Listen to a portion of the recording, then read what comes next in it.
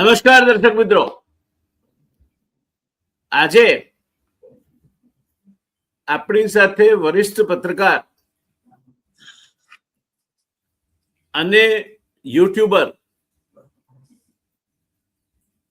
રાજકીય વિશ્લેષક એવા ભાઈ શ્રી દિલીપભાઈ પટેલ જોડાયા છે. આપણા માટે એમણે સમય ફાળવ્યો એ માટે આપણે એમનો આભાર માનીએ. દિલીપભાઈ, આવકાર છે આપને. આપની વિશેષ ઓળખ આપવી એટલે ગુજરાતના એનલાઇટન વર્ગને સુરત સામે ચાટલું ધરવા જેવી વાત છે. એટલે બહુ લંબાણપૂર્વકની આપની ઓળખાણમાં નથી પડતો. આપ એક વરિષ્ઠતમ પત્રકાર છો. ગુજરાતી પત્રકારિતાના ક્ષેત્રે આપનું ઊંડું ખેડાણ અને યોગદાન છે, અને અગ્રણી દૈનિકોથી માંડીને અત્યારે આપ યુટ્યુબ ચેનલ ચલાવો છો, લખો છો અને પ્રજાના પ્રશ્નો અંગે બિલકુલ નિડરતાપૂર્વક અવાજ ઉઠાવતા રહો છો. એ ઓળખાણ મને લાગે છે કે અમારા દર્શક મિત્રો આપને જાણે જ છે, અને આટલી ઓળખાણ એક ઔપચારિકતા ખાતર પૂરતી છે. એટલે ભાઈ, ચર્ચા કરવી છે આજે જે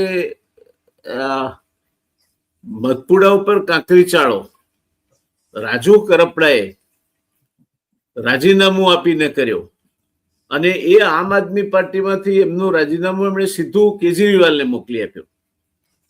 એવું કહેવાય છે કે એના 2 દિવસ પહેલા બધા ઈસુદાન ગઢવીના ત્યાં દેવભૂમિ દ્વારકામાં ભેગા થયા હતા કઈ લગ્ન પ્રસંગે.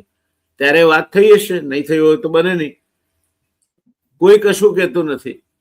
પણ રાજુભાઈએ જે આક્ષેપો કર્યા, અને એમાં 3-4 મુદ્દા એમણે કહ્યા કે જ્યાં સુધી ગોપાલ ઇટાલિયા છે ત્યાં સુધી આમ આદમી પાર્ટીમાં કઈ ભલીવાર આવશે નહીં. એને આમ આદમી પાર્ટી પગભર થાય એમાં રસ નથી. બીજું એમણે કહ્યું કે ભાજપને મદદ કરે છે. સામે પક્ષે રાજુભાઈ સામે પણ એવા આક્ષેપ થયા કે ભાજપ સાથે ભળી ગયા છે. એટલે ટૂંકમાં આમ આદમી પાર્ટીના 2 ફાડિયા પણ એક વાતમાં સંમત છે કે ભાજપ સાથે સંવનન કરે છે. જે ગુજરાતની પ્રજાને અત્યાર સુધી થોડો ઘણી પણ શંકા હોય કે આમ આદમી પાર્ટી કોની બી ટીમ છે, તો આ લડાઈ એને જરૂરત કરતા વહેલા સમયમાં એક્સપોઝ કરી દીધી છે એવું લાગે છે. તો પહેલી વાત આપણે કરીએ કે રાજુ કરપડા આમ તો કિસાન આગેવાન, આમ આદમી પાર્ટીના આખા રાજ્યના કિસાન સેલના પ્રમુખ, એક જુઝારુ નેતા. એ ચૂંટણી લડ્યા તો પણ જીત્યા નહીં, પણ બીજા નંબરે ખાસા 45,000 મત જેટલા મત લઈ આવ્યા. એક લોકપ્રિયતા છે એમની. હળદરમાં જે કંઈ થયું એના પ્રત્યાઘાત રૂપે કડદા પ્રથા સદંતર બંધ થઈ. રાજ્ય સરકારને 10,000 કરોડ રૂપિયા જેવું પેકેજ જાહેર કરવું પડ્યું. એટલે એક અસરકારક નેતા તરીકે એ જમીની લેવલે જજુમી રહેલ માણસ છે એવું એમણે પ્રસ્થાપિત કર્યું. તો એકાએક શું થયું, એમણે કેમ રાજીનામું આપ્યું આમ આદમી પાર્ટીમાંથી? તો આમ આદમી પાર્ટીને વરેલા હતા. તો આ ઇટાલિયા અને કરપડા, આ 2 વચ્ચે શું રંધાયું એવું કે એમણે આમ આદમી પાર્ટીમાંથી રાજીનામું આપ્યું, અને એના શું પ્રત્યાઘાતો પડશે? આમાં જયનભાઈ, પહેલી નજરે પહેલા તો તમારો ખૂબ ખૂબ આભાર. તમે તમારા એક લોકપ્રિય પ્લેટફોર્મ ઉપર મને બોલાયો અને અભિપ્રાયો વ્યક્ત કરવા માટેની તમે જે પહેલ કરી છે, તો તમારો પહેલા તો ખૂબ ખૂબ આભાર. કારણ કે તમારા નિયમિત દર્શકો છે અને રાહ જોતા હોય છે કે આજે જયનભાઈ શું આપવાના છે, શાની ચર્ચા કરવાના છે, શું એમના થોટ છે. તો એના માટે મારા માટે તો આ ગૌરવની વાત છે જયનભાઈ. ધન્યવાદ. આજે તમે પૂછ્યું એમાં સૌથી પહેલા તો એ કે રાજુ કરપડા જે કંઈ ઉભરીને બહાર આવ્યા એ આમ આદમી પાર્ટીના કારણે, પહેલી વાત એ. બીજી વાત કે આ ત્યાર પછી જે કંઈ થયું એનું રાજીનામું આપવાની ઘટના, એની પહેલા ને થોડા સમયની ઘટના, અને એની સાથે જો આપણે જોડીએ તો આમાં સૌરાષ્ટ્રનું રાજકારણ સૌથી વધારે મને દેખાઈ રહ્યું છે. કારણ કે સૌરાષ્ટ્રમાં જે મજબૂત નેતા કહી શકાય એવા ગોપાલ ઇટાલિયા વિસાવદરથી ચૂંટાયા પછી, આમ તો સુરત બેઝ છે એનું, છતાં પણ કૂદકા મારતા ત્યાં વિસાવદર પહોંચી ગયા. પણ આ જે બાબત છે એ સૌરાષ્ટ્રના રાજકારણ સાથે સીધી લેવા દેવા મને દેખાઈ રહી છે. કારણ કે આમ આદમી પાર્ટી જે છે એ સૌરાષ્ટ્રમાં વધારે મજબૂત થતી દેખાતી હતી, પણ આ જે ઘટના બની પછી સાવ તળી આવી ગઈ. એવા ઘણા બધા રિપોર્ટ છે કે જે એના કારણે કેજરીવાલને પણ આવવું પડે છે અને પંજાબના મુખ્યપ્રધાનને પણ આવવું પડે છે એને ફરીથી બેઠી કરવા માટે. તો એટલી અસર તો થઈ જ છે રાજુભાઈના રાજીનામાથી. તો આ મૂળ વાત એ છે કે એનું જે રાજકારણ છે એ સૌરાષ્ટ્રનું રાજકારણ સૌથી વધારે દેખાયું છે. એમાં ખાસ કરીને ગોપાલ ઇટાલિયા અને રાજુ, તો એ બંને વચ્ચે જે એક ઇગોઇસ્ટ જે વ્યવહારો હતા કે બંને વચ્ચે બહુ ખાસ ક્યાંય કોઈ જગ્યાએ બનતું હોય એવા પ્રસંગો પણ નહોતા. કારણ કે ગોપાલભાઈને આપણે જાણીએ છીએ કે એ આમ એકંદરે મદદ કરે એવા માણસ છે, પરંતુ જ્યારે રાજકારણની વાત આવે છે ત્યારે એ બહુ એટલા બધા લોકો સાથે મેચ થતા હોય એવું બહુ ઓછું દેખાય છે. તો આ અહીંયા રાજુભાઈ સાથેના એના જે વચ્ચેના જે સંબંધો હતા, બંને વચ્ચેની જે બોડી લેંગ્વેજ હતી, એ બંને ખાસા ફરક પડતા હતા અને સૌરાષ્ટ્રના રાજકારણ ઉપર બંનેનો પ્રભુત્વ હતું. એમાં તો કોઈ બે મત પણ નથી. તો આ જે વાત છે કે એ ઊભી થઈ હતી, એને એક નેતા તરીકે આમ આદમી પાર્ટીએ એમને પ્લેટફોર્મ પણ આપ્યું રાજુભાઈને, અને એમાં એ આગળ પણ વધ્યા. પોતાની લાયકાત વગર તો આગળ વધી શકે નહીં. તો એ જે આખી ઘટનાઓનો સિલસિલો એક પછી એક આપણે જોઈએ તો એમાં બંને વચ્ચે ક્યાંક એવી અંતસ થઈ હોવી જોઈએ કે જે રાજુભાઈને પસંદ નથી અથવા તો ગોપાલ ઇટાલિયાને પસંદ નથી. તો એ શું છે ખરેખર, શું બંને વચ્ચે વાંધો હતો એ બહુ જાહેર નથી કર્યું. માત્ર એટલું કહ્યું ભાઈ મને મળવા માટે જેલમાં ન આવ્યા ગોપાલભાઈ.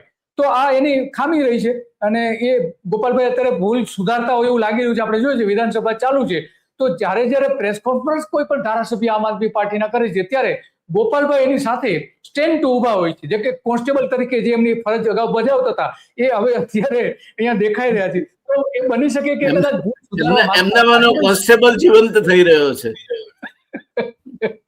તો જયરાભાઈ આમાં બની શકે કે એ પોતાની ભૂલ સુધારવા માટે લોકો સુધી એવું કદાચ પહોંચાડવા માંગતા હોય કે ભાઈ હું આ બધાની સાથે છું, બધાની સાથે ઉભો રહું છું, અને એ આ જે પ્રેસ કોન્ફરન્સના માધ્યમથી આપણે જોઈ રહ્યા છીએ. તો આ મૂળ વાત તો એવું લાગે છે મને કે સૌરાષ્ટ્રનું રાજકારણ આમાં સૌથી વધારે કારણભૂત છે. કારણ કે સૌરાષ્ટ્રમાં મજબૂત કહી શકાય એવા કેટલા છે, જે કંઈ છે એ સરકાર સામે બહુ એટલો બધો અવાજ પણ ઉઠાવતા નથી. જામજોધપુર છે તો ત્યાં આમ આદમી પાર્ટીના એક ધારાસભ્ય છે તો ત્યાં પણ એટલો બધો નથી. અમરેલી અને બીજા જે છે એ જિલ્લાઓમાં પણ છે પણ નથી એવી પરિસ્થિતિ છે. તો આ આખું સૌરાષ્ટ્રનું રાજકારણ મને સૌથી વધારે આમાં દેખાઈ રહ્યું છે અને બંને વચ્ચે આમાં કોઈક એવો મુદ્દાઓ હશે કે બંને વચ્ચે ટસલ થઈ હોઈ શકે છે. જી દર્શક મિત્રો, એક બાબત તો દિલીપભાઈ સાથે આપણે સંપૂર્ણપણે સહમત થવું જોઈએ કે સૌરાષ્ટ્રમાં અત્યારે સામાન્યતઃ બે વસ્તુનો દુકાળ છે. એક સર્વમાન્ય નેતાગીરીનો દુકાળ છે. ભારતીય જનતા પાર્ટી પણ પહેલી વાર કદાચ આ પરિસ્થિતિનો સામનો કરી રહી છે કે એની પાસે સમગ્ર સૌરાષ્ટ્રમાં સ્વીકૃત હોય એવો કોઈ નેતા નથી. અને બીજું કે ચૂંટણીના મેદાનમાં પોતે કમસે કમ સૌરાષ્ટ્રને ખભા પર ઉચકી અને આગળ લઈ જઈ શકે એવો નેતા પણ નથી ને. એ પરિસ્થિતિમાં આમ આદમી પાર્ટીનો ઉદય જામજોધપુર નહીં, આપણે ભાઈ ગોપાલભાઈ ઇટાલિયાનો જે વિજય થયો અમરેલી, હા, પણ એમના મત વિસ્તારનું નામ હું ભૂલી જાઉં છું. વિસાવદરમાંથી ભાઈ ગોપાલભાઈનો જે વિજય થયો એ ભવ્ય વિજય હતો. કારણ કે સામાન્ય રીતે Bharatiya Janata party by election હારે એવું તો કલ્પી ન શકાય. દરેક પ્રકારના પ્રપંચો એમને સાધ્ય છે, પૈસા છે, ઇલેક્શન કમિશન એમની વારે હંમેશા દોડતું હોય છે, સરકારી તંત્ર હોય છે, અને આખી ભારતીય જનતા પાર્ટીની નેતાગીરી એ ત્યાં વિસાવદરમાં ઉતરી પડી હતી. અને આમ છતાં ભાઈ ગોપાલભાઈ ઇટાલિયાનો જ્વલંત વિજય થયો. આ ત્યાં સુધી આપણને એક ચિત્ર મળે છે, પણ એ ચિત્ર અધૂરું છે. ગોપાલભાઈનો જે વિજય થયો એમાં 8% મત એ કોંગ્રેસના શિફ્ટ થયા અને 1% મત ભાજપનો શિફ્ટ થયો. એટલે સાવ રેઢું ખેતર પડ્યું હતું મરઘી એના બચ્ચાને મૂકીને ચણ લેવા ગઈ, 3 બિલાડી આવી તો ઉપાડી ગઈ. આ સ્થિતિ વિસાવદરમાં થઈ. અને પછી અમારે ઉત્તર ગુજરાતમાં એમ કે છે કે દેડકીએ દારૂ પીધો તો કે હવે દરિયો પી જાઓ. એમ આમ આદમી પાર્ટીએ હુંકાર કર્યો કે હવે અમે ગુજરાતને આવતી વખતે સર કરીશું. હવે ગુજરાતને સર કરવા નીકળેલી આ પાર્ટી, એના 2 નેતા રાજુભાઈ કરપડા એ ઇતરકુમમાંથી આવે, ક્ષત્રિયમાંથી આવે, અને ભાઈ ગોપાલભાઈ ઇટાલિયા પાટીદારમાંથી આવે. ગોપાલભાઈ ઇટાલિયાનું વધારેનું જમા પાછું એ કે સુરતમાં પણ એમનું એક વગદાર જૂથ છે અને સતત સક્રિય છે. ગોપાલભાઈ ક્યાં સુધી સક્રિય રહેશે એ જોવાનું છે, કારણ થાકી ના જાય ત્યાં સુધી સક્રિય રહેવું પડે.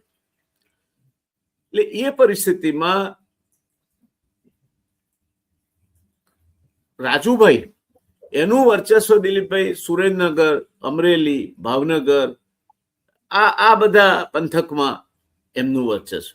ગોપાલભાઈનું ઓલી બાજુના પંથકમાં ભાવનગર ને જુનાગઢ ને એ બાજુના પંથકમાં એમનું વર્ચસ્વ. તો આમ આદમી પાર્ટીના મગની 2 ફાળ હોય એવા 2 ભાઈ રાજુભાઈ કરપડા અને ગોપાલભાઈ ઇટાલિયા. ભારતીય જનતા પાર્ટીનો શૂન્યાવકાશ હું ફરીથી કહું છું તમને. રાજકોટ જેવા શહેરમાંથી ભારતીય જનતા પાર્ટી અત્યાર સુધી જ્યાંથી વજુભાઈ આવ્યા, જ્યાંથી અનેક ભારતીય જનતા પાર્ટીના નેતાઓ આવ્યા, એ શૂન્યાવકાશ છે. મનસુખભાઈ એ લોચો માર્યો છે મોહન બગનને બેગુન કરવામાં, એટલે એમની ઇજ્જત આબરૂ ના અત્યારે ફાંફા છે.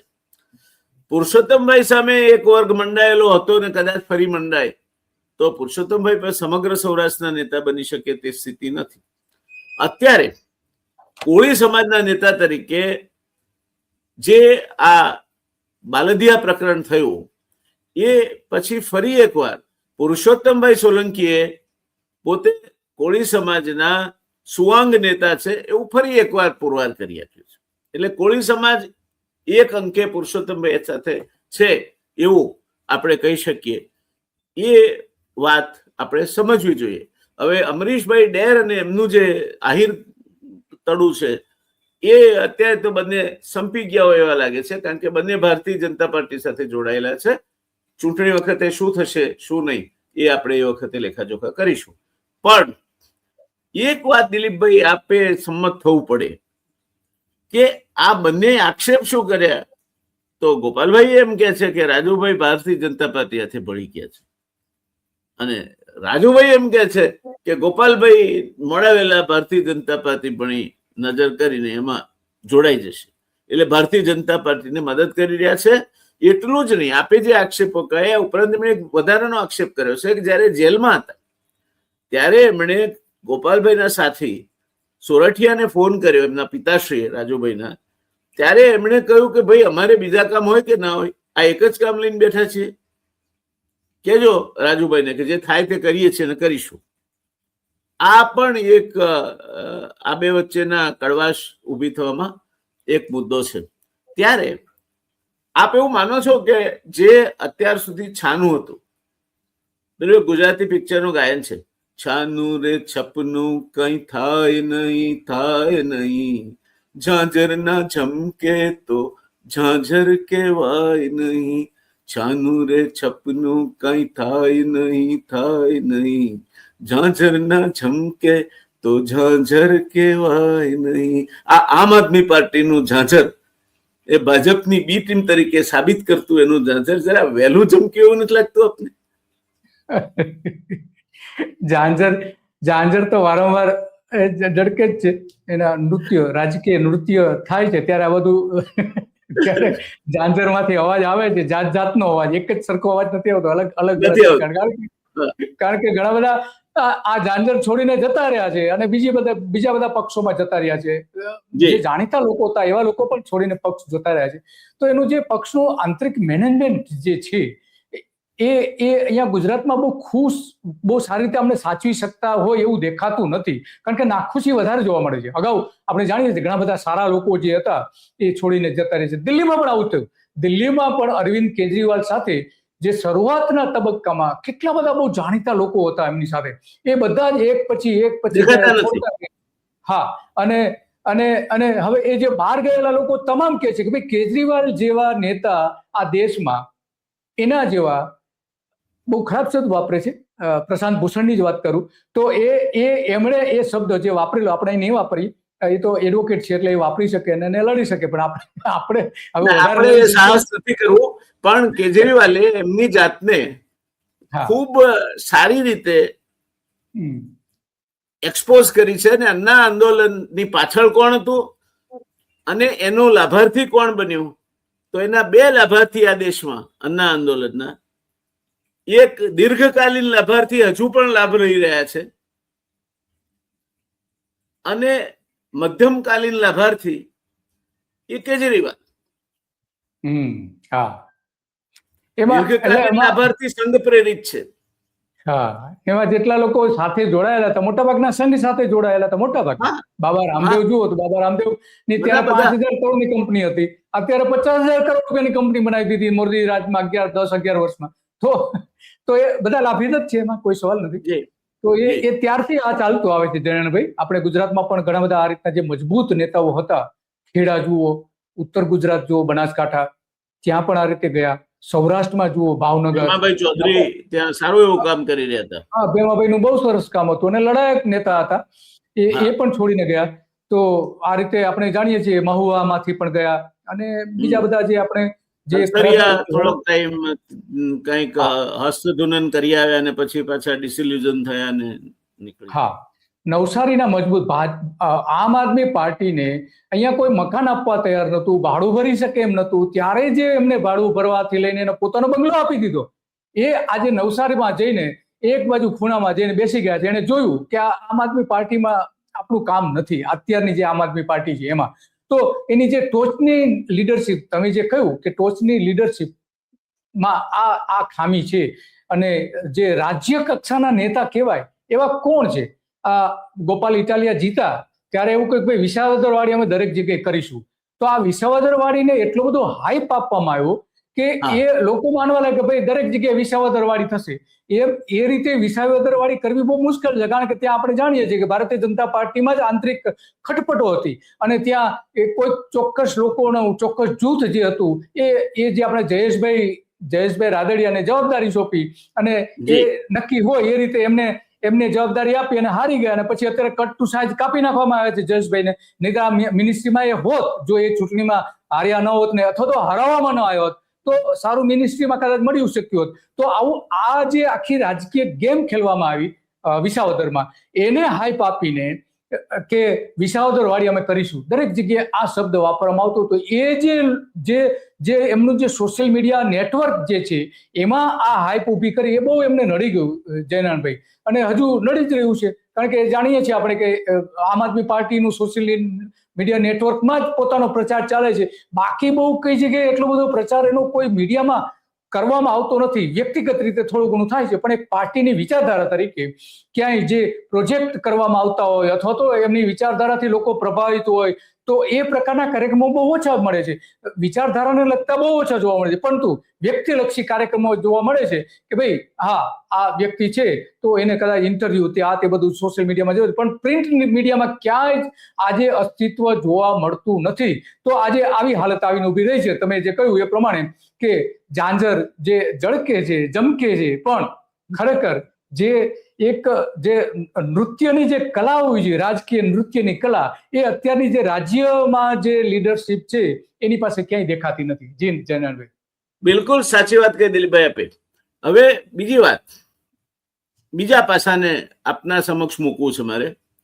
આદિવાસી મત વિસ્તાર છે જે ઉમરગામથી અંબાજી સુધીનો પટ્ટો છે, એમાં ચૈતર વસાવાએ એક ગજુ કાઢ્યું છે, એની ના નહીં. મહેશ વસાવા કોંગ્રેસમાં ભળ્યા છે, પણ એ લાડી પાડી નીવડે વખાણ કે બીટીપી કર્યું એમણે, છોટુભાઈ થી જુદા પડ્યા, છોટુભાઈ વૃદ્ધ થયા છે, એના અનેક પરિબળો છે. મનસુખ વસાવા ભાજપવાળા જે છે એમની હવે બહુ જાજી ત્યાં વગ રહી નથી. ત્યારે ચૈતર વસાવા અત્યારે એ વિસ્તારમાં પ્રભાવી છે એવું દેખાય છે. એ પ્રભાવ સૌરાષ્ટ્રમાં આ બે ભાઈઓ ભેગા થઈને ઉભો કરી શક્યા હોય તો આમ આદમી પાર્ટી પાસે એક બાજુ આદિવાસી મત વિસ્તાર અને બીજી બાજુ સૌરાષ્ટ્ર, એ બે જમા પાસા હતા. એમાંથી આ આંતરિક વિખવાદને કારણે એમને સૌરાષ્ટ્રમાં નુકસાન જશે અને ભારતીય જનતા પાર્ટીને પણ નુકસાન જશે, કારણ કે એમને તો આમ આદમી પાર્ટીનો ઉપયોગ કરવાનો હતો. જ્યાં કોંગ્રેસને મત મળે એવા હોય ત્યાં આમ આદમી પાર્ટીનો ઉમેદવાર મત લઈ જાય. ગઈ વિધાનસભામાં પણ આપણે જોયું કે જો આમ આદમી પાર્ટી ના હોત ગુજરાતમાં તો કોંગ્રેસ કદાચ 70 બેઠક કરતા વધારે બેઠક લઈ ગઈ હોત, પણ એનો સફાયો થઈ ગયો. એ રોલ વધારે સારી રીતે આમ આદમી પાર્ટી આ વખતે કરવા જાય તેવી પરિસ્થિતિ હતી. એમાં આ ઘટનાએ આદિવાસી વિસ્તારને હજુ અસર નથી કરી. તો આદિવાસી વિસ્તારમાં ચૈતર વસાવાની જે વગ છે ને આમ આદમી પાર્ટી એના ખભે બેસીને ચાલે છે, એ બાબતમાં શું કેવું છે? હા, યસ, કે જે એક ચૈતર વસાવા એક સક્સેસ મોડેલ, પોલિટિક્સનું એક સક્સેસ મોડેલ એ રજૂ કરી શક્યા છે, લાવી શક્યા છે. અને એનો ફાયદો પણ આમ આદમી પાર્ટીને અત્યારે એ વિસ્તારમાં મળી રહ્યો છે. એમાં તો કોઈ ઇનકાર પણ કરી શકે એમ નથી, કારણ કે જે આદિવાસી વિસ્તારોમાં જે મજબૂત નેતાઓ હતા ભાજપ અને કોંગ્રેસના, એની સામે એને ટક્કર આપી છે અને પોતાનું સ્થાન મજબૂત કર્યું છે. પરંતુ એના કાર્યક્રમોમાં એને જ્યારે ધરપકડ થઈ, જેલમાં એમની ધરપકડ થઈ, ત્યારે આખો જે માહોલ આદિવાસી વિસ્તારોમાં ઉભો થયો હતો કે ભાઈ ગોપાલ ઇટાલિયા અહીંયા એટલા માટે આવે છે કે એને ચૈતરભાઈથી મોટું થવું છે. આ એક માહોલ લગાડે પછી જો કે એમને ત્યાંથી ખસી જવું પડ્યું. જે પેલું નાટક હું એડવોકેટ છું, મને અંદર તમે કેમ ન જવા દો ને એ બધું વિડીયો ને જે કે પોલીસ સાથે એમની માથાકૂટ થઈ, એમાં એને પબ્લિસિટી મળી. પણ એની સાઈડ ઇફેક્ટ એ થઈ કે આદિવાસી લોકો એવું માનવા લાગ્યા કે એમના વિસ્તારમાં ગોપાલભાઈ પગ પેસારો કરવા માંગે છે, ચૈતરભાઈ સાથે પગ પેસારો કરવા માંગે છે.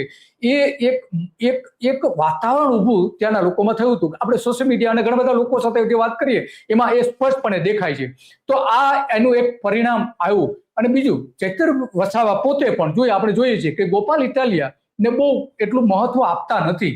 એની પબ્લિક મિટિંગમાં કોણ હોય છે? પબ્લિક મિટિંગમાં રાજ્ય કક્ષાના નેતાઓ હોય છે, પરંતુ એ પ્રકારના હોય છે કે જે એમાં આમને સામેલ કરવામાં નથી આવતા. ગોપાલ ઇટાલિયા અને ઈસુદાન ગઢવી બંનેને, સિવાય કે રાજ્ય કક્ષાનો કોઈ કાર્યક્રમ કરે ત્યારે હોય છે. પણ બાકીના તમે જે આપણે જોઈએ છીએ તો એની સાથે જોડાયેલા જે નેતાઓ છે એ આ બે નેતાઓને બાદ કરતા બીજા જે સેકન્ડ કેડર જે છે એ નેતાઓને સાથે રાખે છે, એટલું તો દેખાય છે. એનો મતલબ એ થયો કે ચૈતર વસાવા પણ ખુશ તો નથી. એમના ભાષણો આપણે મૂલ્યાંકન કરીએ, એને સાંભળીએ તો એમાં સ્પષ્ટપણે એ ક્યારેય એવું નથી કહેતા. કેજરીવાલનું વારંવાર નામ લેશે, બીજા રાષ્ટ્રીય નેતાઓનું વારંવાર નામ લેશે, પરંતુ ગોપાલ ઇટાલિયા અને ઈસુદાન ગઢવીનું એ ક્યારેય એના પ્રમાણમાં એ નામ લેતા બહુ ઓછું જોવા મળે છે. તો આ ભલે બંને વચ્ચે આ બધા વચ્ચે એના વિખવાદો જાહેર નથી આવ્યા, પણ આ એનો જે ટ્રેન્ડ છે એ ટ્રેન્ડ દેખાઈ રહ્યો છે. અલબત્ત ચૈતર વસાવાએ જે મોડેલ ઊભું કર્યું, ખરેખર એ જ મોડેલ એમણે આમ આદમી પાર્ટીએ દક્ષિણ ગુજરાત, ઉત્તર ગુજરાત અને સૌરાષ્ટ્ર અને કચ્છ આ વિસ્તારોમાં કરવાની જરૂર હતી, ન કરી શક્યા. આ જ મોડેલ એમને શહેરી વિસ્તારોમાં કરવાની જરૂર હતી. શહેરી વિસ્તારોમાં તો ખાસ કરવાની જરૂર હતી, કારણ કે સૌથી વધારે મજબૂત જો ભારતીય જનતા પાર્ટી હોય તો એ શહેરી વિસ્તારોમાં છે. તો ત્યાં તો એમનું કોઈ પ્રભુત્વ જોવા મળતું નથી. ઈસુદાન ગઢવી વારંવાર કહે છે કે ભાઈ અમે આટલી નુક્કડ બેઠકો શહેરોમાં કરી છે, પણ એ બેઠકો થઈ છે, લોકો સુધી શું પહોંચ્યું છે?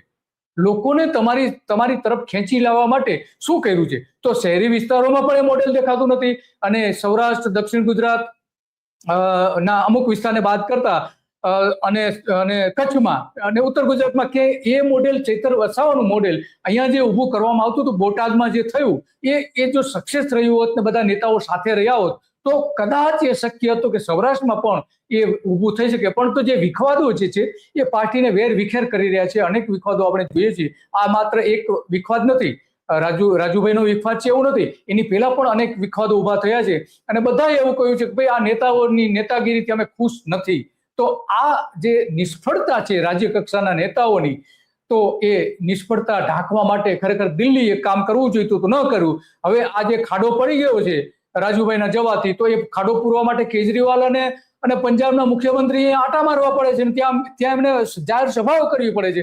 તો આ જો સાથે રાખીને બધાને ચાલ્યા હોત ઈસુદાન ગઢવી અને ગોપાલભાઈ, તો આવા મોટા ખાડા ન પડી શક્યા હોત. જી દેવભાઈ, એક છેલ્લો પ્રશ્ન કે આપે બહુ યોગ્ય ઉલ્લેખ કર્યો કે ગોપાલ ઇટાલિયા જ્યારે ચૈતર વસાવા જેલમાં હતા, અને તે પણ કેવો વાહિયાત આક્ષેપ હતો કે એમણે પાણીનો ગ્લાસ છૂટો માર્યો, એનાથી પેલા માણસનું મૃત્યુ થઈ શક્યું હોત, એટલે 307ની કલમ લગાવી હતી, અને એને જેલમાં જામીન મળતા પણ તકલીફ પડી ગયેલી. એ જ સ્થિતિ આ હળદર પ્રકરણમાં જે લોકોને પકડ્યા હતા એમની હતી કે દિવાળી એમણે જેલમાં ગાળવી પડી. ત્યારે એક જે લોકો ઓબ્ઝર્વર્સ છે એમનું એવું કેવું છે કે ભાઈ ગોપાલભાઈ જો ચૈતરભાઈના ત્યાં જેલમાં મળવા જતા હતા અને આ બધું બન્યું, તો રાજુ કરપડાને મળવા માટે કેમ જેલમાં ના ગયા? કેમ દિવાળી વખતે એમને એવું વચન આપવામાં આવ્યું હતું આમ આદમી પાર્ટીએ કે અમે સારામાં સારા વકીલ રોકીશું અને તમને હાઈકોર્ટમાંથી જામીન મળી જશે અને ખેડૂતો દિવાળી પોતાના ઘરે સુખેથી મનાવશે? એ કેમ ન થયું? એટલે આ એક મુદ્દો છે. આ બાબતમાં આપનું તટસ્થ અવલોકન શું છે? કારણ કે આપણે કઈ કોઈની સાથે લેવા દેવા, કેટલાક દર્શક મિત્રો જે લાગણીના તંતુથી વધારે પડતા ગોપાલભાઈ સાથે જોડાયેલા છે કે રાજુભાઈ સાથે જોડાયેલા છે કે આમ આદમી પાર્ટી સાથે જોડાયેલા છે, અમે અમારા બંને મિત્રો વતી હું કહું છું કે અમારે કોઈની સાથે જોડાણ નથી. અમને જે ઠીક લાગે તે તમારી સામે મૂકીએ છીએ, અને તમને એ સ્વીકારવું જ એ જરૂરી નથી. તમારી શુદ્ધ બુદ્ધિ પ્રમાણે તમને લાગે કે ના આ દલીલમાં, આ તર્કમાં કઈ વજૂદ છે તો સ્વીકારો, નહીં તો તમે જે કરો છો એમાં અમારે કઈ વાંધો નથી. અમે આમ આદમી પાર્ટીની વિરુદ્ધમાં પણ નથી, ભારતીય જનતા પાર્ટીની તરફેણમાં પણ નથી, કે કોંગ્રેસના ખોળે નથી બેઠેલા. અમે તટસ્થ વિશ્લેષકો તરીકે તમારી સામે વાત મૂકીએ છીએ, તો અમને ઉલટાનું તમારે સાંભળી અને તમારો મત બાંધવો જોઈએ. એના બદલે તમે ગમે તેવી ક્લિષ્ટ ભાષામાં લખો તો અમને ગોપાલભાઈ મુખ્યમંત્રી બને એનાથી કોઈ જ વાંધો નથી, સારા માણસ છે. રાજુભાઈ મુખ્યમંત્રી બને એનાથી કોઈ વાંધો નથી. ઈસુદાનભાઈ મુખ્યમંત્રી બને કોઈ વાંધો નથી. ભાઈ ચૈતર વસાવા મુખ્યમંત્રી બને કોઈ વાંધો નથી. પ્રવીણ રામ અગત્યની ભૂમિકા અદા કરે કોઈ વાંધો નથી. કે ભારતીય જનતા પાર્ટી એની નેતૃત્વ ચાલુ રાખે. છેવટે તો લોકશાહીમાં તમારા મતથી ચૂંટાય છે લોકો. એટલે અમે કોણ છીએ નક્કી કરવા વાળા? એટલે અમારા ઉપર તમે ગુસ્સે થાઓ તો આમાં તો કેવું છે કે તમે સંદેશવાહક જે આવે સંદેશો લઈને, રાવણના દરબારમાં કોઈ ગયો તો એને સજા કરો. સંદેશવાહકનો શું વાંક છે? અમે તો તમારી પાસે સંદેશો લઈને આવીએ છીએ, તો અમારી સાથે ગુસ્સે થવાથી તમને શું મળવાનું છે? અમે નથી તમારા મત નક્કી કરતા, નથી અમારા હાથમાં કોઈને જીતાડી દેવાનું કે હરાવી દેવાનું. લોકશાહીનો એક અંશ છે, એક પાયો છે તટસ્થ પત્રકારિત્વ. એ અમે અત્યાર સુધી કોઈની પણ શરમ, અમે ગોપાલભાઈનું પણ જ્યાં સાચું હતું વખાણ કર્યા છે, એમને પણ સારું કહ્યું છે. રાજુભાઈ માટે પણ એક કિસાન આગેવાન તરીકે એમણે જે આ કડદા પ્રથા માટેનું આંદોલન કર્યું અને કદાવી અને અમે આવકારીએ છીએ. એ રીતે ભારતીય જનતા પાર્ટીમાં પણ જે કોઈ આગેવાનો સારું કામ કરે છે, કે આદિવાસી વિસ્તારમાં સ્પષ્ટ માનીએ છીએ અત્યારે કે આદિવાસી વિસ્તારમાં મોહનસિંહ રાઠવાથી માંડીને મનસુખ રાઠવા સુધીના નેતાઓ અને ભાઈ મહેશભાઈ આવ્યા વસાવા, પણ છોટુભાઈ વસાવા હવે ગરડા થયા છે. તો યુવા પાણી આવશે અને એમાં ચૈતર વસાવા એક સારી છાપ આજની તારીખમાં જમાવી છે. તો અમારું કામ વિશ્લેષણ કરીને તમારી સામે મૂકવાનું છે. તમને આ જીતે પેલો જીતે, આને અમે અમારા હાથમાં કોઈને મુખ્યમંત્રી બનાવવાની તો સત્તા છે જ નહીં. એ તમારે બનાવવાના છે, અને તમે સાચા નથી બનાવતા માટે તમે ફળ ભોગવો છો આજે. In A democracy you get the government you deserve. તમે જેને લાયક હો તેવી સરકારો મળે છે. તો દિલીપભાઈનો વર્ષોનો પત્રકારત્વનો અનુભવ છે. એને શું કામ આ બધી માથાકૂટ કરવી પડે, જફા શું કરવા કરવી પડે? ઘણા બધા લોકો છે, દિલીપભાઈ સંપી જાય એમની સાથે તો બે પાંદડે થઈ શકે એમ છે, અને ઘણા બધા બે પાંદડે થયા છે, અમને ખબર છે. પણ એ માટી નથી ત્યાં. મયુર જાની કે દિલીપ પટેલ એ માટીમાંથી નથી ઘડાયા. અને એટલે અમે તટસ્થતાપૂર્વક વાત તમારી સામે મૂકીએ છીએ. તમારા જે કઈ ગમા અણગમા હોય તમને મુબારક. અમને તમે ગાળો દેશો તો એમને વળગવાની નથી, કારણ કે અમે સ્વીકારતા નથી. તમે મને કેરીની ટોપલી ભેટ મોકલો, હું ના સ્વીકારું તો પાછી તમારી પાસે જ આવે ને ભાઈ. એટલે આ સમજીને તમે તમારા કોમેન્ટ્સ સારી ભાષામાં લખશો તો ગમશે. હું નથી કહેતો અમારી સાથે સંમત થાવ, પણ તમારા સંસ્કાર તમારી કોમેન્ટ થકી બહાર આવે છે એટલું ખ્યાલ રાખજો. કોણ કઈ ભાષા વાપરે છે એ એની સંસ્કારિતા છતી કરે છે, આટલું ખ્યાલ રાખજો. આ પરિસ્થિતિમાં આપે જે કહ્યું તે સાચું છે કે ઉત્તર ગુજરાતમાં આમ આદમી પાર્ટી ગજુ કાઢી શકી નથી.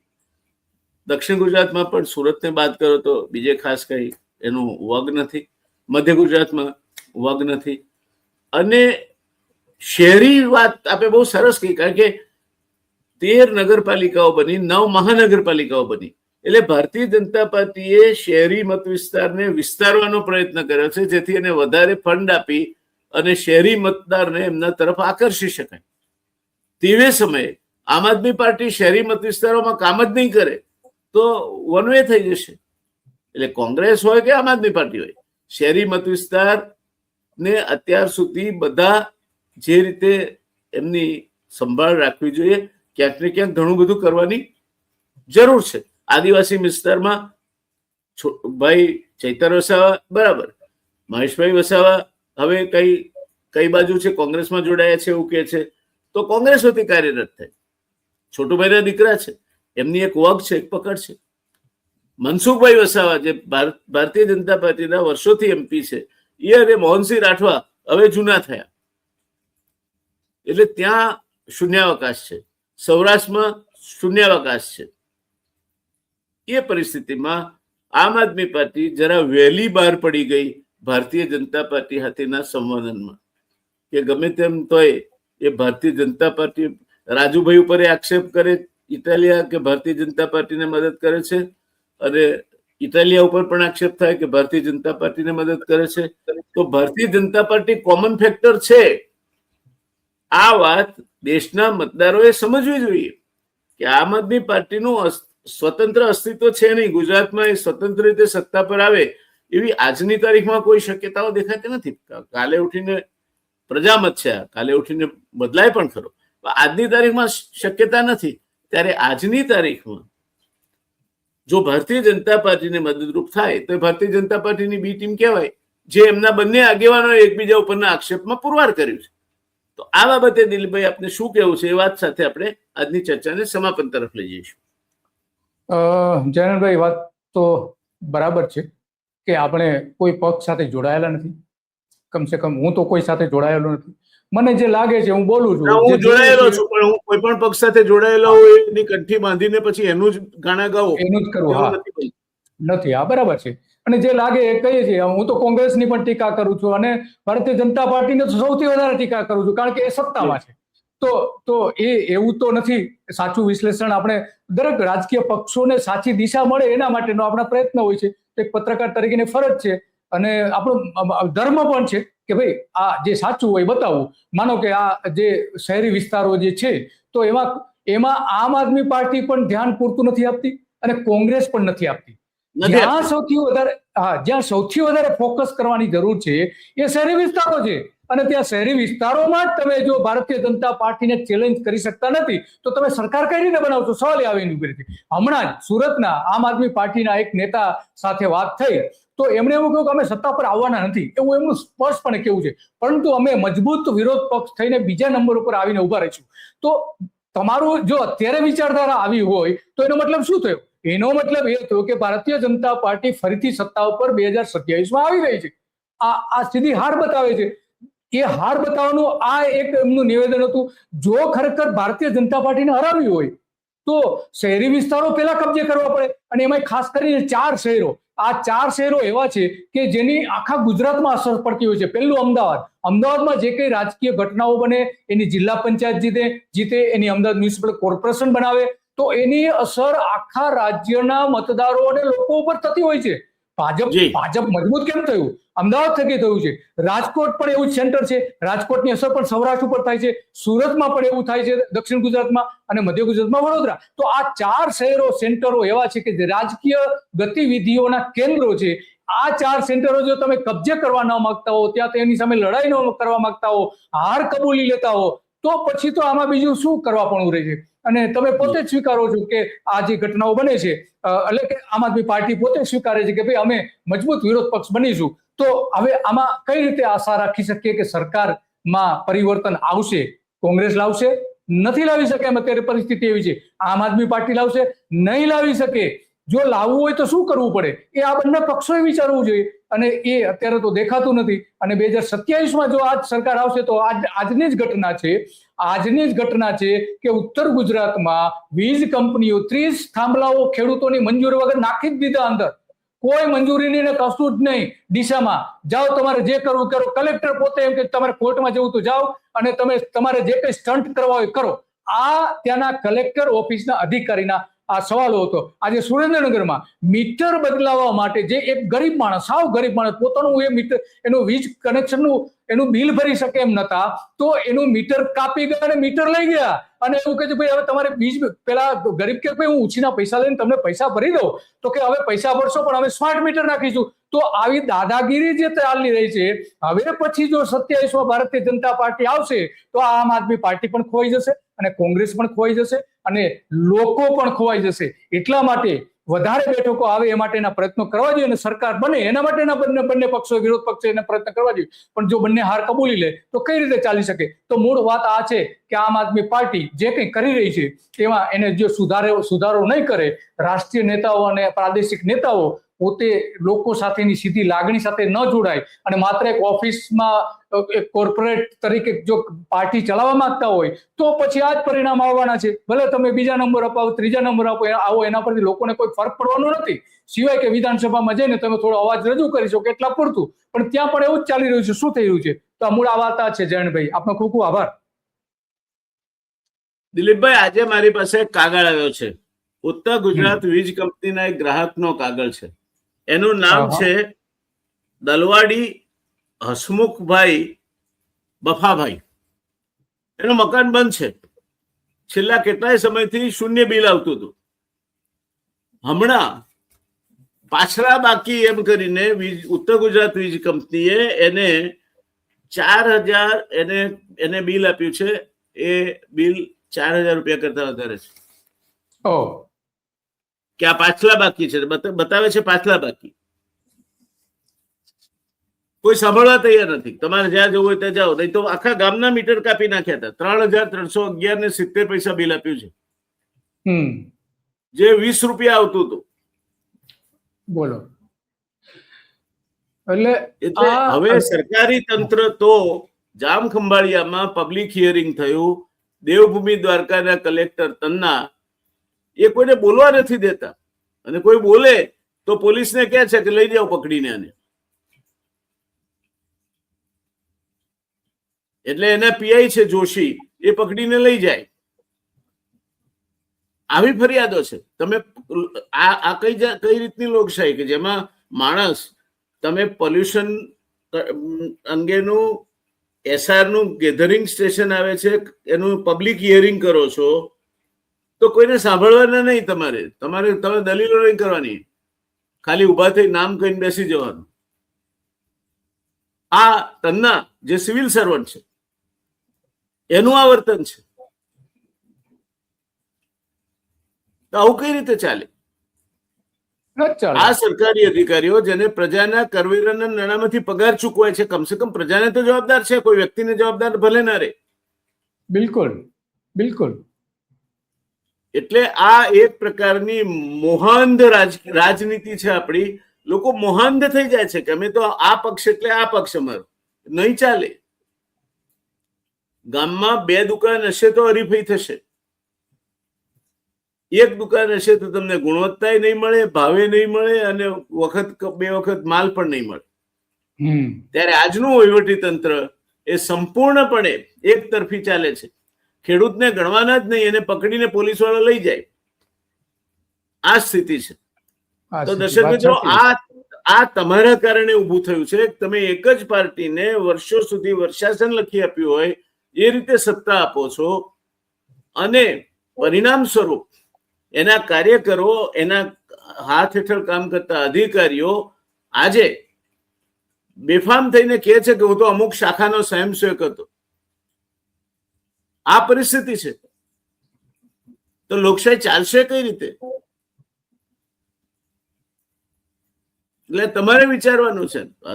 તમે જેને લાયક છો એવી સરકાર મળશે તમને. તમે જો ગોપાલભાઈ ઇટાલિયાને લાયક હશો તો એ ધારાસભ્ય મળશે. રાજુભાઈ કરપડાને લાયક હશો તો એ મળશે. એટલે આ સમજીને ચાલો, મગજ વાપરો. અને હવે તો મતદાર યાદીઓ પણ એવી સ્વચ્છ બની ગઈ છે કે મતદાન થાય એટલે જ જીતી જશે અમુક પાર્ટીનો ઉમેદવાર. 98 લાખ મતદારોના નામ નીકળી ગયા છે. 98 લાખ મતદારો આખા ભારતમાં, સૌથી વધારે ગુજરાતમાં નીકળ્યા છે. તો આ હવે ક્યાં મતદારોનો શું એમાં રોલ રહેવાનો છે? કશું જ નહીં. તો કઈ જ નહીં. શાહબુદ્દીન રાઠોડનું નામ જો નીકળી જઈ શકતું હોય, હજુ 10 દાડા પહેલા જેને પદ્મશ્રી મળે છે એવું આજી રમકડું, એનું નામ નીકળી જઈ શકતું હોય તો એને પદ્મશ્રી માટે મોકલ્યું ત્યારે તો કલેક્ટરે વેરીફાઈ કરીને રિપોર્ટ મોકલ્યો હશે. નામ નીકળી કઈ રીતે ગયું? એટલે વહીવટી તંત્ર તો બેશરમ બનીને અત્યારે એક તરફા કામ કરી રહ્યું છે. એના આ કેટલાક દાખલા છે. This is physician sample not for cell.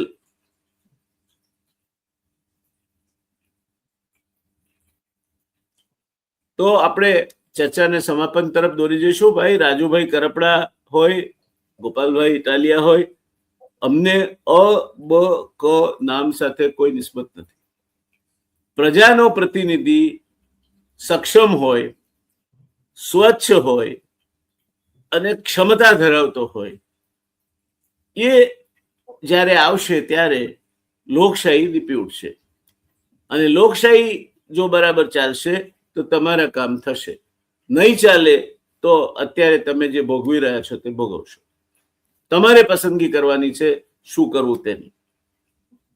તમે બધા જ અનાજ ખાવ છો અને શું કરવું તે સારી રીતે સમજો છો. તો આજે આપણે આ ચર્ચાને અહીંયા સમાપન તરફ દોરી જઈએ છીએ. ભાઈ દિલીપભાઈનો હૃદયપૂર્વકનો આભાર કે આટલી સરસ રીતે એમણે ચર્ચાને જીવંત બનાવી. એમની પાસે વ્યાપક અનુભવ છે અને જે વાત કરે છે મજબૂત ઉદાહરણો સાથે કરે છે, હવામાંથી વાત નથી કરતા. ત્યારે દિલીપભાઈ, આપ અમારી સાથે જોડાયા એ માટે ખૂબ ખૂબ આભાર. ધન્યવાદ. આપનો પણ આભાર જયનાભાઈ. આપનો પણ આભાર. My pleasure. Thank you.